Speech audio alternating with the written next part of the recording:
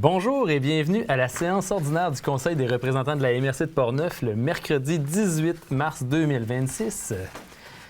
Pour commencer, j'aurais besoin d'une proposition pour l'adopter l'ordre du jour avec les petites modifications suivantes. Nous allons rajouter au point 8.4 la nomenclature Comité d'investissement commun, adoption des projets recommandés et annulation de deux aides financières remboursables.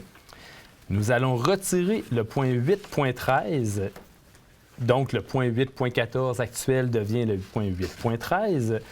Nous allons ajouter le 8.14, qui est la convention de subvention réseau, du réseau Accès PME pour une autorisation de signature. Avec ces modifications, j'aurais besoin d'une proposition pour adopter l'ordre du jour. M. Danny Bisson a fait la proposition. L'adoption du procès-verbal au point 2.1, procès-verbal de la séance ordinaire du 18 février 2026. Si tout est conforme, j'aurais besoin d'une proposition. Mme Dussault en fait la proposition. On se retrouve au point 3, première période de questions. Je vois qu'il n'y a personne dans la salle, donc il n'y aura pas de questions. Au point 4, administration de la MRC de Portneuf. Au point 4.1, déboursé du 1er janvier 2026 au 14 février 2026. Pour un total de 1 234 865,81 sous. Je ramène une proposition. M. Jean-Claude Léveillé en fait la proposition. Au point 4.2, nous avons une correspondance de courte échéance relative à un emprunt par billet au montant de 510 600 $. Cette résolution nous permet de concrétiser le financement d'une tranche de 510 600 $ pour les travaux de la préfecture, le bâtiment de la MRC de Portneuf, ici situé à Cap-Santé. Le terme privé actuellement est de 5 ans en concordance avec le règlement d'emprunt 355 de la MRC de Portneuf. Si tout est conforme, j'aurais besoin d'une proposition. M. Alexandre Dosti en fait la proposition. Au point 4.3, rapport annuel sur la gestion contractuelle 2025, c'est un dépôt de documents. Conformément au règlement 410 encadrant la gestion contractuelle de la MRC de Portneuf, nous acceptons le dépôt du rapport annuel. Ce rapport fait état, entre autres, des informations suivantes. La MRC a procédé à un appel d'offres qui a été publié sur le site SEAO pour un contrat, de 2 contrats en appel d'offres sur invitation, de 7 contrats avec plus de 25 000 $ pour des ententes de gré à gré et des contrats comportant une dépense de plus de 2 000 $ auprès du même contracteur dont l'ensemble des contrats comporte une dépense totale de plus de 25 000 $. C'est arrivé avec 7 fournisseurs dans l'année 2025. Si c'est conforme à la résolution, j'aurais besoin d'une proposition pour en faire l'adoption. Monsieur Lachance en fait la proposition.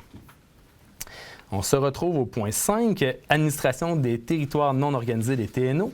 Au point 5.1, nomination des membres du comité consultatif des territoires non organisés de la MRC de Portneuf. Donc, il y a des membres du comité des TNO, du CCU des TNO, c'est souvent le terme qu'on utilise. Il y a 2 membres plusieurs membres dont le contrat doit être renouvelé. Donc, cette résolution permet de nommer M. Louis Lefebvre de la ZEC de la Rivière-Blanche, Mme Hélène Gigard des Villégiateurs, M. Sylvain Bédard de la ZEC Batiscan-Nelson et Mme Émilie Groslot de la Réserve faunique de Portneuf à titre de membre du comité consultatif des territoires non organisés. Monsieur Ouellet en fait la proposition. Au point 5.2, règlement modifiant le règlement de zonage numéro 362 des TNO visant la création d'une nouvelle zone récréative dédiée aux fourgonnettes de camping. L'adoption du second projet. On en avait déjà parlé au mois passé pour le premier projet. Donc, c'est pour vraiment permettre dans la gestion de la ZEC c'est pas la Batiscan-Nelson, hein, celle-là, c'est la Rivière-Blanche, pardon, l'utilisation, entre autres, des van life, dans le fond, les fourgonnettes de camping dans certains territoires. Monsieur Tommy Lefebvre en fait la proposition. Au point 5.3, règlement numéro 426 relatif à l'entretien et à l'occupation des bâtiments des territoires non organisés de la MRC de Portneuf, c'est l'adoption du projet.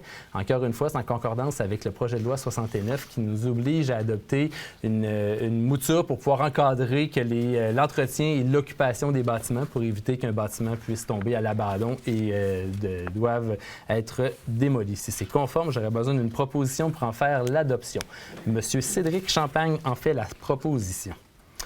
Au point numéro 6, service de l'aménagement du territoire et de l'urbanisme. Au point 6.1, certificat de conformité au schéma d'aménagement et de développement, nous avons une résolution et 14 règlements. Monsieur Jean Lessard. Oui, donc je vous résume succinctement les règlements qui ont été transmis pour fin de conformité au schéma d'aménagement. Vous avez tous reçu les rapports d'analyse, donc je vais être assez succinct compte tenu qu'il y en a beaucoup là, à l'ordre du jour. Donc, premièrement, il y a 3 documents qui ont été transmis par la Ville de Cap-Santé, dont une résolution adoptée en vertu des nouveaux pouvoirs en matière d'habitation et qui vise à permettre un immeuble résidentiel de 40 logements à l'intérieur du périmètre d'urbanisation de la Ville. Et 2 autres règlements de Cap-Santé qui visent à modifier le plan d'urbanisme et le règlement de zonage pour revoir les espaces zonés résidentiels à l'intérieur du périmètre d'urbanisation. Donc, il n'y a pas de problème de conformité pour les 3 règlements de Cap-Santé. Ensuite de ça, il y a 3 règlements adoptés par la municipalité de Deschambault-Grondines, dont une modification au règlement sur les PIA pour préciser une modalité d'application réglementaire liée à ce règlement-là, une modification au règlement de zonage pour préciser une norme réglementaire applicable à la construction et l'adoption également d'un règlement sur l'occupation et l'entretien des bâtiments conformément aux obligations de la loi. Ensuite, il y a un règlement qui concerne la municipalité de Rivière-à-Pierre pour une petite modification au règlement du zonage concernant la période d'installation de quais au lac Montauban. Ensuite, 2 règlements concernant la municipalité de Saint-Alban. D'abord, pour une modification au plan d'urbanisme et une modification au règlement de zonage en concordance. Et un autre règlement pour revoir la vocation de certains espaces à l'intérieur du périmètre d'urbanisation. Il y a 3 règlements concernant la ville de Saint-Basile. D'abord, pour une modification au plan d'urbanisme, pour revoir la vocation d'un espace situé dans le périmètre d'urbanisation et pour ajuster les limites d'un îlot déstructuré en zone agricole. Il y a 2 autres règlements de la ville de Saint-Basile adoptés en concordance avec la modification avec le règlement de zonage et une norme de superficie minimale au règlement de lotissement qui est également modifiée. Et finalement, il y a 3 règlements de la ville de Saint-Marc-des-Carrières pour une modification au plan d'urbanisme, une modification au règlement de lotissement et une modification au règlement de zonage. Donc, les 3 règlements adoptés font suite à une exclusion de la zone agricole l'an dernier par la CPTEQ au cœur du périmètre d'urbanisation de la ville de Saint-Marc. Donc, l'ensemble des règlements transmis nous apparaissent conformes aux exigences du schéma d'aménagement et on vous recommande d'autoriser la délivrance des certificats de conformité. Monsieur Sylvain Ouimet en fait la proposition. On se retrouve au point 6.2. C'est un dépôt de documents. Ici, on accepte que le service d'aménagement du territoire de l'urbanisme dépose un bilan sur l'émission des permis des nouvelles constructions principales émises dans les municipalités de la MRC de Portneuf en 2025, donc chacune de nos villes. Au point 6.4, une demande de permis d'occupation dans l'emprise du parc régional linéaire de la Jacques-Cartier-Portneuf. Cette résolution informe le ministère des Transports et de la Mobilité durable qu'il n'a pas l'intention de s'objecter au projet de forage pour une conduite d'évacuation d'un résident à Lac-Sergent. C'est pour un projet qui concerne l'utilisation de l'emprise du parc régional, la fameuse vélopiste, Jacques-Cartier-Portneuf, pour desservir la résidence du demandeur. Donc, si c'est conforme, M. Yves Bédard en fait la proposition. C'était 6.4, il manque 6.3. Oups, j'ai passé 6.3, je m'excuse, je vais revenir en arrière. Au 6.3, une demande de renouvellement pour l'autorisation des aménagements de sentiers multifonctionnels dans le parc régional de Portneuf. Cette résolution autorise la direction générale à signer au nom de la MRC le renouvellement des permis pour les sentiers, entre autres de ski, de randonnée ou de portage au niveau du parc régional de Portneuf. Si c'est conforme, Mme Claire Dussault en fait la proposition. 6.4 a déjà été faite. 6.5, démarche de modification au schéma d'aménagement et de développement en cours pour les municipalités de Deschambault-Grondines, de Pont-Rouge et de Saint-Raymond. Monsieur Jean Lessard. Oui, je vous résume un petit peu la situation. Considérant qu'actuellement, il y a 3 démarches de modification au schéma d'aménagement, donc pour les 3 municipalités qui ont été nommées, donc Deschambault-Grondines, Pont-Rouge et Saint-Raymond.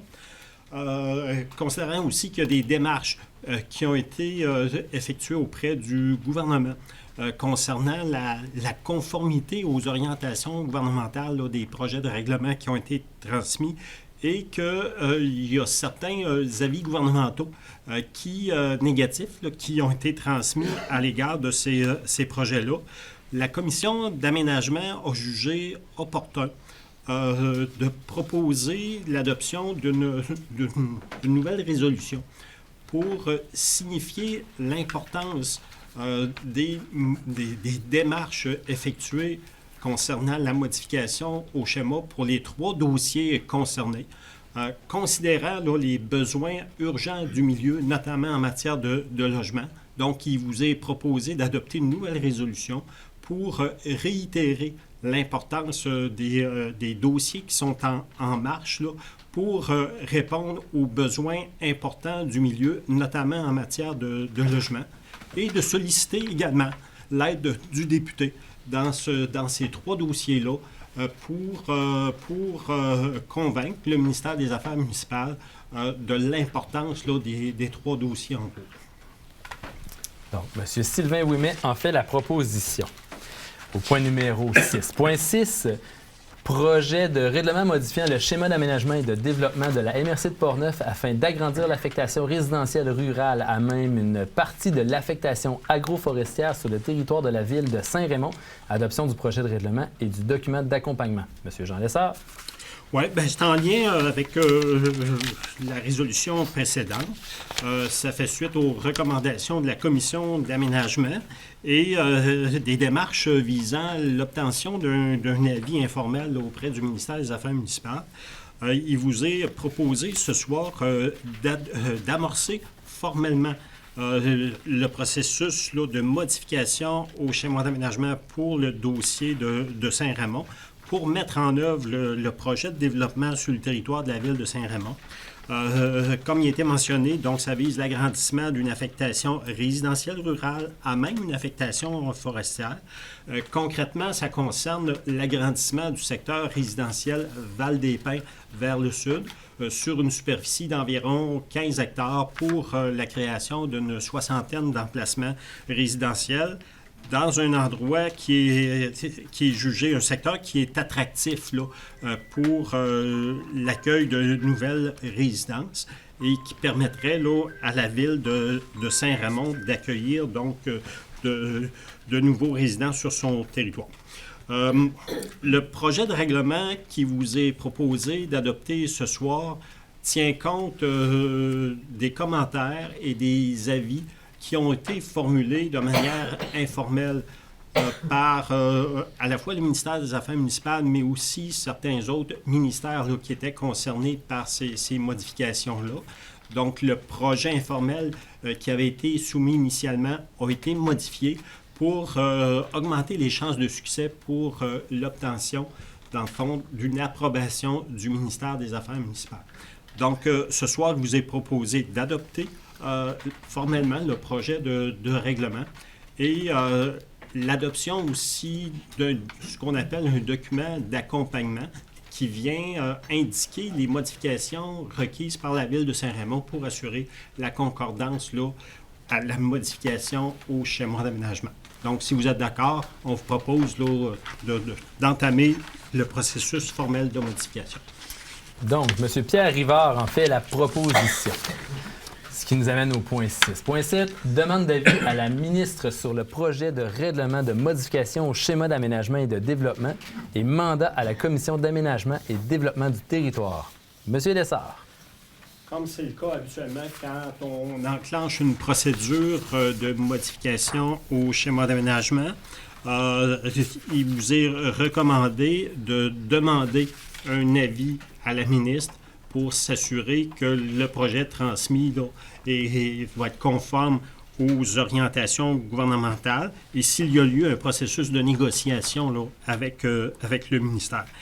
Et par la même occasion, donc, de mandater la commission d'aménagement pour tenir l'exercice de consultation publique qu'il y aura à tenir sur ce projet de modification-là. Dans les délais là, qui seront jugés là, raisonnables et suite à l'apparition d'un avis public qui attendra la réception de l'avis gouvernemental là, sur le projet de modification et de déléguer par la même résolution la directrice générale à faire paraître l'avis public requis conformément aux dispositions de la loi sur l'aménagement et l'urbanisme. C'est conforme, j'aurais besoin d'une proposition. M. Ouellette en fait la proposition. Maintenant, 6.8, Programme d'aménagement durable des forêts, le PADF, recommandation de financement pour un projet d'évaluation de potentiel acéricole futur dans les strates d'intérêt de l'UA 037-71 dans le volet A. Cette résolution officialise l'octroi d'une aide financière de 49 997 à l'organisme producteur et productrice acéricole de Québec Rive-Nord. C'est un financement qui est issu du volet A du PADF. La décision s'appuie sur une recommandation du comité de sélection et sur la disponibilité de l'enveloppe budgétaire 2024-2027. Est-ce que c'est conforme, M. Lessard? Oui. Absolument. Donc, j'aurais besoin d'une proposition. M. Guy Germain en fait la proposition. Au point 6.9, Programme d'aménagement durable des forêts, le PADF encore une fois, recommandation de financement pour un projet de développement d'un outil cartographique de collecte de données sur le volet A. Donc encore une fois, cette résolution autorise l'octroi d'une aide financière de 13 355 à l'organisme de bassin versant Charlevoix-Montmorency. Ce montant provient du volet A du PADF pour l'acquisition de connaissances, servira à la création d'un outil cartographique de collecte de données standardisées, comme le titre le disait, à l'échelle de l'unité d'aménagement 037-72. C'est un projet qui a reçu une recommandation favorable du comité de sélection.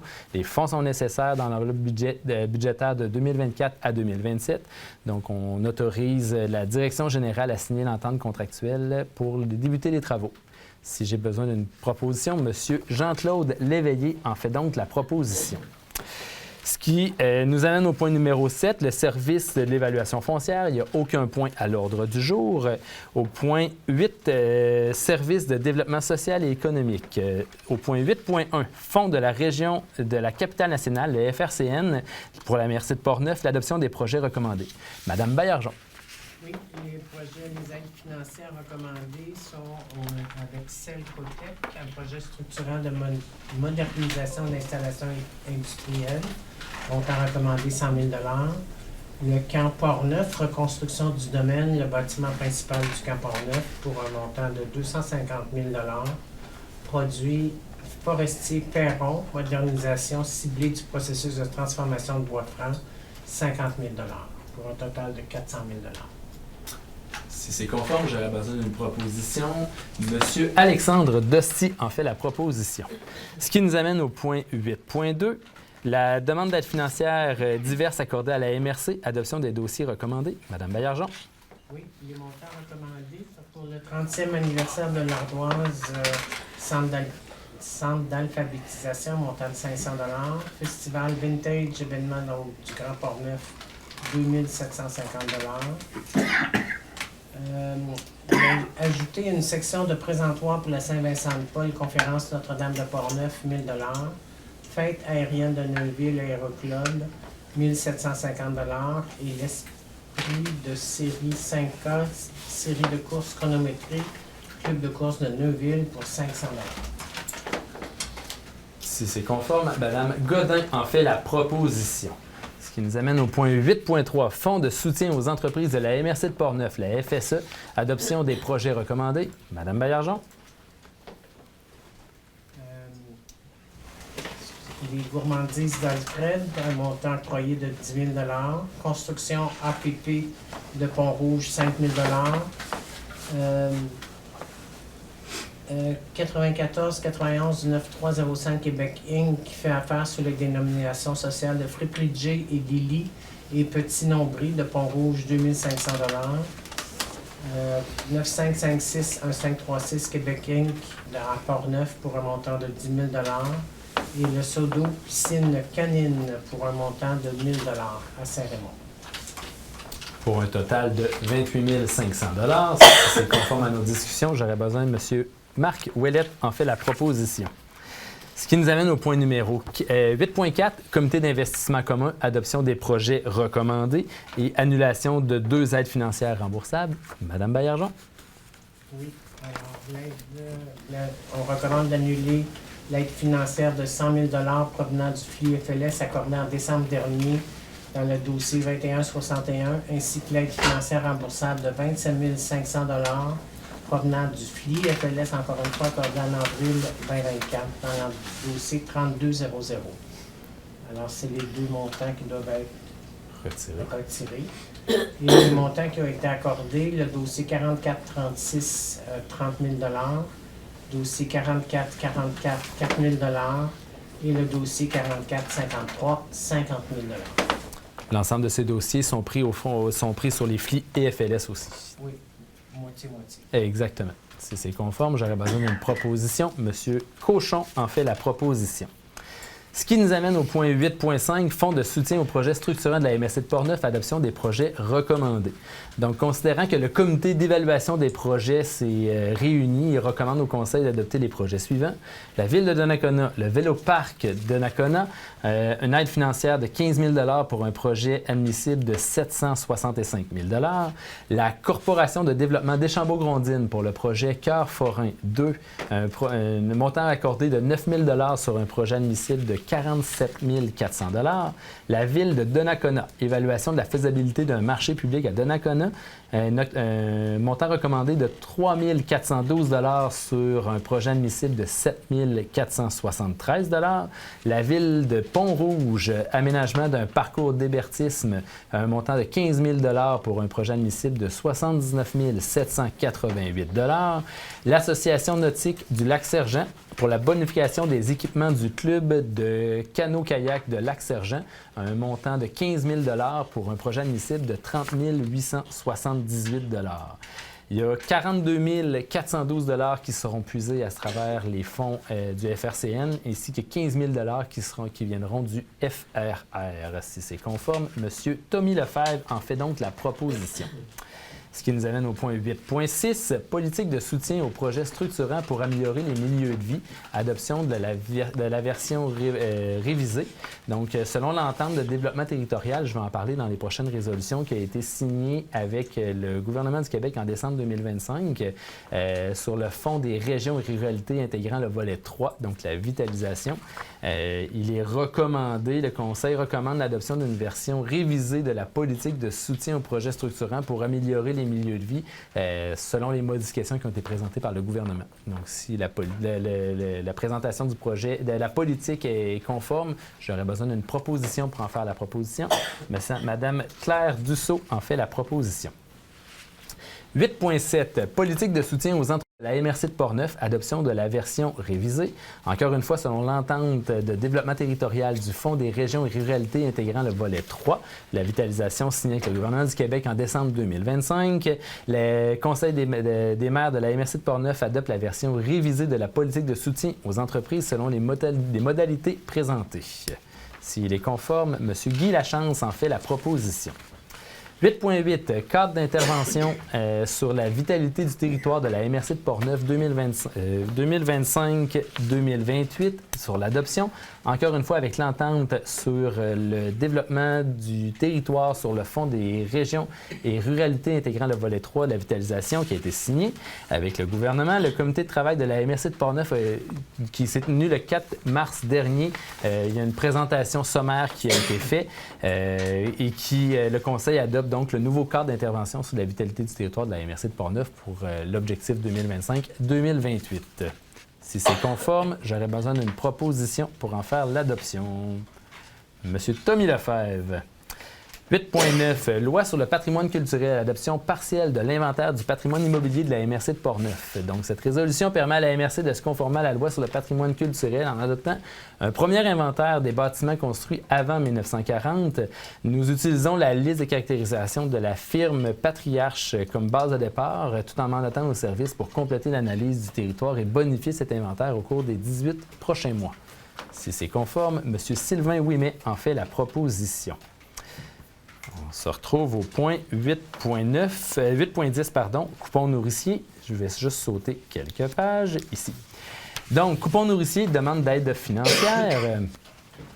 Le projet de coupon nourricier, c'est une initiative de solidarité qui permet à des personnes qui sont en situation de vulnérabilité d'acheter des produits frais et locaux. Des coupons sont distribués gratuitement par les organismes communautaires et peuvent être utilisés dans les marchés publics de Portneuf durant l'été 2026. Cette résolution accorde une aide financière de 1 000 $ à l'édition 2026 du programme. Si c'est conforme, Mme Lise Baillargeon en fait la proposition. On se retrouve au point 8.11, entente de participation à l'Observatoire photographique des paysages de la capitale nationale. Cette résolution autorise la signature d'une entente de 10 ans pour participer à l'Observatoire photographique des paysages. C'est un projet qui permet de documenter l'évolution visuelle de notre territoire et d'utiliser des données comme outil d'aide à la décision pour nos différents projets. Ça demande une implication organisationnelle d'environ 35 heures par année pour le projet. Si c'est conforme, j'aurais besoin d'une proposition. M. Cédric Champagne en fait donc la proposition. Ce qui nous amène au nouveau point 8.12. Est-ce que tu peux me donner le... C'est la modification de la résolution. Oui, la modification de la résolution au programme d'entente en patrimoine 2026-2028, adoption des volets 1, 2 et 3 et des sous-volets 4.1 et 4.2 au programme d'entente. On a déjà parlé de cette résolution-là le mois passé. On la remet à l'ordre du jour parce qu'il fallait rajouter l'annexe 1 qui permet de définir sur chacun des projets dans quel fonds la MRC allait puiser l'argent pour pouvoir subventionner ces projets-là. Donc, si c'est conforme, j'aurais besoin d'une proposition pour en faire l'adoption. M. Pierre Rivard en fait la proposition. Au point 8.13, remplacement au sein du comité d'investissement commun, le CIC de la MRC de Portneuf, c'est pour l'adoption, étant donné qu'on a eu des départs, entre autres de M. René-Jean Pagé, qui siégeait au sein du comité. Il y a un second siège qui est demeuré vacant, c'est au départ, il y a quelque temps, de M. Thomas Leguet. Dans le fond, c'est pour... Thomas Leguet de Cargola. Merci. Donc, cette résolution-là confirme la nomination de M. Yvon Guillemette et M. Denis Perrault à titre de membres du comité consultatif d'investissement commun de la MRC de Portneuf. M. Marc Ouellette en fait donc la proposition. Ce qui nous amène au point 8.14. Merci. C'est la convention de subvention du réseau Accès PME, une autorisation de signature. Cette résolution vise à formaliser l'adhésion de la MRC de Portneuf à la nouvelle mouture du programme d'accompagnement des entreprises, anciennement connu sous le nom d'Accès Entreprises Québec. La MRC est admissible à une subvention maximale de 215 000 $ pour l'exercice financier 2025-2026. La résolution autorise officiellement le préfet suppléant à signer la convention d'aide financière et mandate le comité aviseur pour l'approbation du plan actuel ainsi que l'élaboration de celui de la période 2026-2027. Madame Claire Dussault en fait la proposition. Ce qui nous amène au point 9, dossiers régionaux. Au point 9.1, Corporation du bassin de la Jacques-Cartier, la CBJC, demande de participation financière. Donc, cette résolution octroie une contribution financière de 500 $ servant notamment à supporter la réalisation du plan directeur de l'eau de la CBJC pour l'année 2026. Si c'est conforme, j'aurais besoin d'une proposition. M. Tommy Lefebvre en fait la proposition. Au point 9.2, rapport annuel régional en sécurité incendie 2025, adoption.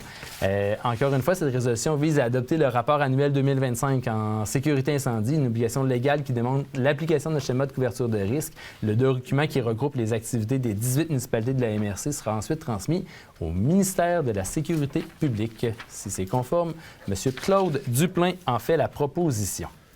Ce qui nous amène au point numéro 10, affaires nouvelles et intervention des représentants. Est-ce que j'ai des interventions de votre part? vous, on a une résolution 9.3, programme d'aide au développement du transport collectif. C'est vrai, elle s'est rajoutée à la dernière minute, cette résolution-là. On Parfait. l'avait envoyée par courriel, Je m'excuse. mais elle est à l'ordre du jour. Fait qu'au fiu. C'est parfait. Donc, au point 9.3, avant de tomber au point 10, programme d'aide au développement du transport collectif du ministère des Transports et de la Mobilité durable du Québec, volet 2. Une demande d'aide financière, donc, je la lis rapidement, considérant que la MRC de Portneuf mandate le service de transport collectif sur son territoire depuis le 12 septembre 2005. Est-ce que tu... Oui, en fait, c'est pour demander une aide financière au ministère des Transports et on vient dire l'apport de la MRC dans cette entente-là. Donc, c'est pour renouveler l'aide financière que le ministère des Transports nous verse à chaque année. Il faut justifier à chaque année les prévisions et entériner ce que le CA de la Corporation de transport a adopté comme prévision. Donc, vous autorisez à présenter la demande financière. Donc, M. Claude Duplain en fait la proposition. Là, on arrive au point 10 qui est affaires nouvelles et intervention des représentants. Est-ce que vous avez des interventions? Sinon, moi, j'en aurais une. Je vous inviterais au défi Ose entreprendre de mettre à votre agenda le 26 mars dans une formule 5 à 7 et ça se passera à la fosse à Donnacona. Donc, on vous y attend en grand nombre pour voir, pour voir qu'est-ce qui sera présenté comme entrepreneur cette année. Sinon, deuxième période de questions. Est-ce que j'ai des questions dans la salle? Oui? En fait, j'ai des questions. La première question concerne le point 5.3, l'entretien et l'occupation des bâtiments des territoires non organisés de la MRC de Portneuf. J'aimerais savoir le coût, voilà, ça va coûter combien l'entretien et l'occupation de ces bâtiments-là et comment vous comptez procéder pour... Je peux commencer une réponse si jamais M. Jean Lessard complétera. Il n'y a pas de coût d'associé à ça. Dans le fond, c'est vraiment juste un cadre réglementaire. C'est pour nous permettre, si jamais il y a quelqu'un qui laissait un bâtiment à l'abandon, ça va nous permettre, nous, d'intervenir pour pouvoir s'assurer que le bâtiment est chauffé, il est protégé, qu'il ne prend pas l'eau et compagnie. Fait que dans le fond, sauf que les coûts sont refilés directement au propriétaire.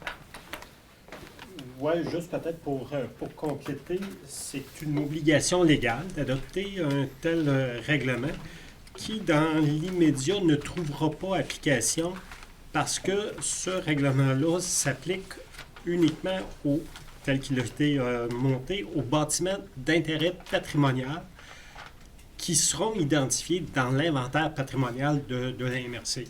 Dans l'inventaire qui a été adopté aujourd'hui, il n'y a aucun bâtiment d'intérêt patrimonial qui ont été identifiés dans les TNO.